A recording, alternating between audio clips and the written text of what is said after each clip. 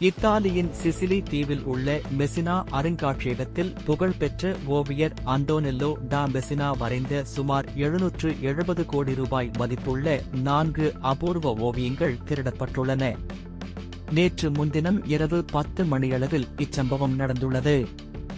அருங்காட்சியகத்தில் பாதுகாவலர்கள் இருந்தபோதும் பாதுகாப்பு மற்றும் எச்சரிக்கை அலார அமைப்புகளை முறியடித்து உள்ளே புகுந்த மர்ம நபர்கள் பாதுகாக்கப்பட்ட கண்ணாடி பெட்டியை உடைத்து குறித்து 4 ஓவியங்களையும் கொள்ளையடித்துச் சென்றுள்ளனர்.